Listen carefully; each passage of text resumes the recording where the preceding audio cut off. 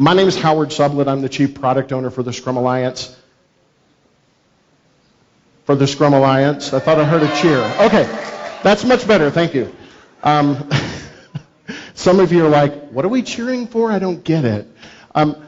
Thank you for letting us come. Thanks for letting us sponsor. I've never been here. I think everybody that's been up here has said, I've never been to this country. I've never been to this city. And I made a really bad mistake, and I'm going to blame Fabian for this. I flew in last night, yesterday afternoon, and then I'm flying out in about 2 hours. Right? My entire window of getting to see your lovely city has been that ride. By the way, the ride from the airport to here is like the worst version of Mario Kart I've ever seen in my life. You people don't play fair on the road. I just came from New York and was stuck in traffic and thought that was terrible. You don't have rules. What's up? I mean, I expected like mushrooms to pop up and our car get bigger, and then I didn't know what was happening, and it's curvy over that, do you call that a mountain between here and the airport? Yeah, I arrived at the hotel glad and being car sick, so great first experience. So I can't wait to get on the car to go back. So we're a sponsor, but I'm not here to sell you anything, so please put your checkbooks away. I know you'd like to pay me money, but I'm not interested. I want to tell you a little bit about our organization, because many times people don't know kind of who we are and why we're here. And I'm going to suffer a little bit from what Ryan suffered earlier today, in that all my slides are in Spanish, and I don't know what they say. But one thing that we do share, some of you speak English, I speak no Spanish. We share one common language, and it's that language of agility. This is like one of the few places on the planet that we can talk about Scrum, and we don't have to explain it's not rugby. We can talk about agile, and we're not talking about gymnasts. We can say sprints, and it's not an Olympic running event, right? We have one common language between us, and it's this language of agility. So I want to tell you a little bit about our organization. Agile Manifesto was signed in 2001. Our organization goes back to that point. Shortly after the Agile Manifesto was signed, Scrum Alliance was formed. Scrum actually predates the Manifesto, I think 96. Somebody will correct me here. 95 or 96 is where Scrum kind of first got canonized in his writing. Most of you may know kind of our #1 certification, which is the CSM, Certified Scrum Master. Yeah? Does that seem familiar to some of you? Yeah? Scrum Master and Product Owner, kind of the one thing that most people know us about. Hopefully I'll tell you something more that you don't know about us. We have the largest Agile community right now, I think, on planet Earth. We've got a little better than 850,000 people within our database that are active practitioners within our thing.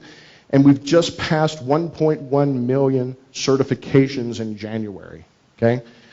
And I look back at that and think about that curve that happens of adoption, and I get really excited and proud.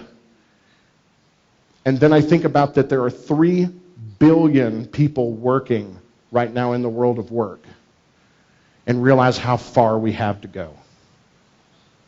You know, 1 million people is a drop in the bucket for that 3 billion. We've still got work to do. We are a nonprofit, and in different parts of the world where I speak, nonprofit means different things. We get to prioritize impact over revenue. We're not an organization that's here to make money, although we do make money because I have to pay me and I have to pay our staff, and the building that we have has to have that. But that's not the most important thing. We're a nonprofit. We're a service organization that's to serve its membership. That's why we exist. And we're very, very clear about that mission over why we exist for that. Many of you will hear the tagline about transforming the world of work, and so that's kind of an easy thing for people to remember, and that's kind of front and center on our website. But it's this future vision of a world of work that is profitable, that's sustainable, that is joyful. Where you work now, is it joyful? Is it profitable? Is it sustainable? If it's not, let's get it there. You know, we believe that if we can help instill agile principles and values and practices in the world of work, that we can achieve that kind of vision. And one thing that I want you to see is that that vision isn't about Scrum. That a vision is about a change in the world. And that's what's important for us. So everything that we do has to focus on that. And so I just started in September, right? So I'm kind of a new guy, but yet I'm really not. I've been in the space a long time. I'm kind of with the old new guys, maybe. But it hit us that kind of that transformation and that vision of that workplace, and it has to start with us. We as an organization were looking for a CEO for about 1.5 years or maybe 2 years. And not that there's anything wrong with the CEO, but they had run through a few hundred people that they couldn't find what they were looking for the board of directors for a nonprofit, to try to find somebody that was going to be what they needed as a CEO. I applied for that job. And I got to be the final candidate out of about 650 candidates globally that had applied over a multi-month process. It was the most painful experience of my life to go through. But I loved sitting down with the board of directors at the end, and they said, "You're the person. We've chosen you. You're it for the role of the CEO." I said, "But can we talk about, we as a truly agile organization, maybe thinking about a different style of leadership? Do we have to have a CEO? Could we experiment, do something different?" So I took on the role of the chief product owner, not the role of a CEO. I think we're the first company of our size that has ever decided to not have a CEO. And let's drink our own champagne and do something different. So my role is predominantly external focused. I'm thinking about who we are as an organization, what are we going to be, where should we go next, what's happening in the world. So quickly I had to have somebody else, and some of you in the room, Ryan specifically over here, knows my cohort in crime, Melissa Boggs, who is in this picture too. She's the nice looking one, not me. Melissa is a certified enterprise coach and uniquely qualified to be our chief Scrum Master. Her role is 90% internally focused on helping us become the agile culture to have that joyful, sustainable, profitable workplace that we know we can be, and live those values, those Scrum values. Not just meet it, but we want to exceed those things, right? Her and I are peers. So if you think about pair programming or pair coaching, we're pair CEOing. It's going to be an interesting experiment, right? And so we're trying something new for our organization, and it's a risk, right? We realize that we don't have it all figured out. We don't have a pattern to look at. There's no book, but it feels like the right thing to do. So that's how we decided to start on that. We started something called Scrum Alliance Unscripted, which is, if you really want to watch me on crazy Facebook Live videos, that's a pretty good place to get started. Melissa and I are trying to, in real time, tell the story of what's going on in our world. What did we do right today, and what did we really screw up? What did we not do that we should have done? And what fears do we have today? We thought we'd just start telling our story from day one. We were writing blog posts and other things from that. We actually really want more interactions just like this. So one of my focuses is going to make sure and be at every single one of these kind of events. And I know we've got a regional Scrum gathering in Peru, and there's some people here from Peru, aren't there? Yeah? I will see some of you there, if you're going to be there, which you should be there, is we realize that we need to have those kind of things, which historically our organization may not have been that great at, so we wanted to affect those as well. Scrum Alliance Labs, so if you go to scrumalliance.org/labs, there's not even a marker that you can find it, so you guys will kind of be in the know because you can't find it in the nav bar. We needed a way to experiment and show our work and live the values of inspecting and adapting. And how as a trade organization can we show you what we're working on that's kind of ugly, right? We've had this kind of mindset in a weird way that it has to be really pretty before you see it. And so recently we launched this. So one of my favorite things that's on there is a group of of our coaches, our CECs and CTCs came together and said, there's just this massive gap between people that are great practitioners in the space and what it really means to be a really world-class coach.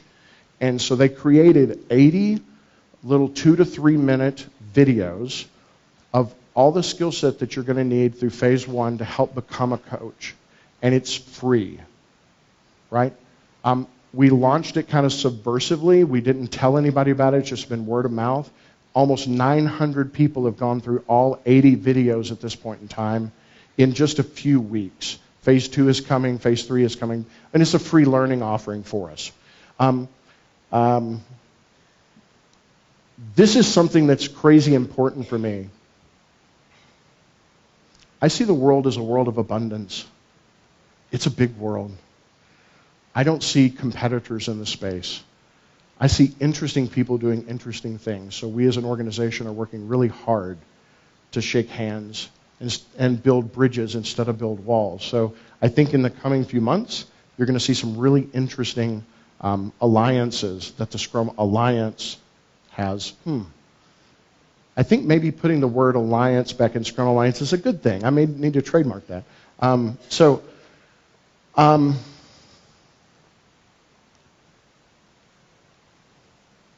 I love getting to prioritize impact and not revenue. We were just talking about the keynote coming up for our Austin gathering, and they're terribly expensive. Really great keynotes are terribly expensive.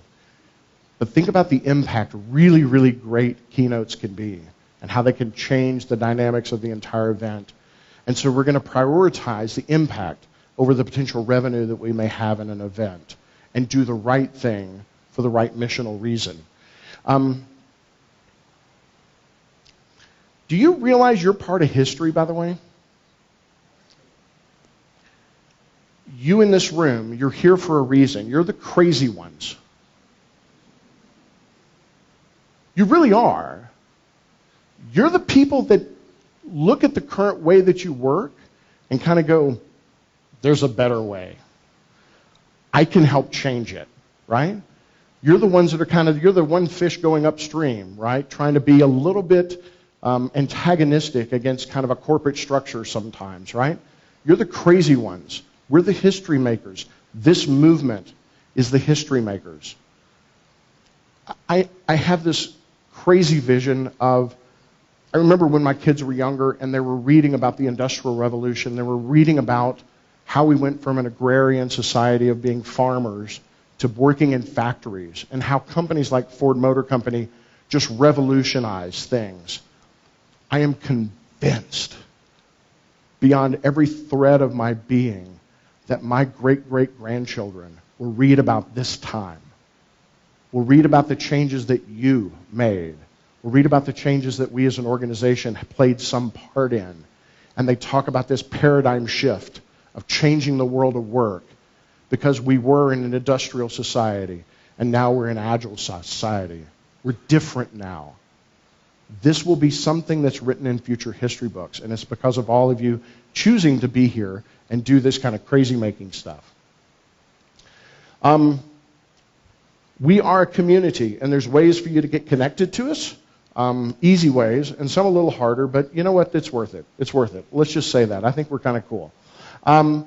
Lots of content on the website. There's ways digitally for you to get contact. So I'm switching a little bit to how you can play a part. Webinars and SEUs. I've said Ryan like 3 times this time. I don't know what's going on. It's all about you. This is the Ryan talk. Ways to get education units that are absolutely free. Listening to podcasts, watching the webinars, doing things like that, which are absolutely great.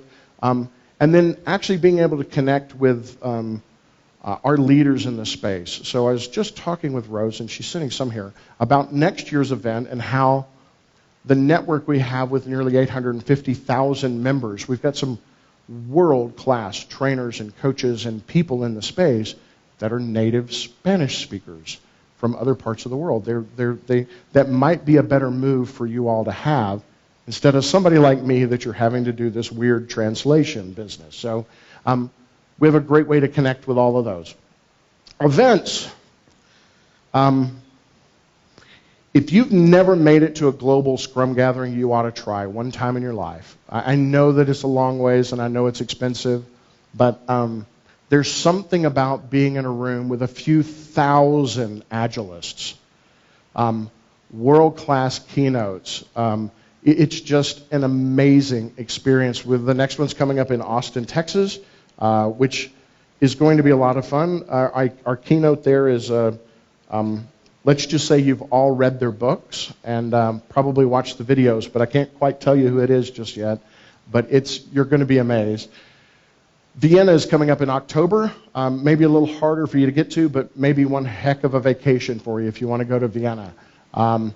Both of those will be 2,300 to 2,500 practitioners around the world to be there. We as an organization also sponsor a lot of regional events. Like I mentioned, Peru, but we've got regional events coming up in 2 in India. We've got them in, Beijing, Tokyo.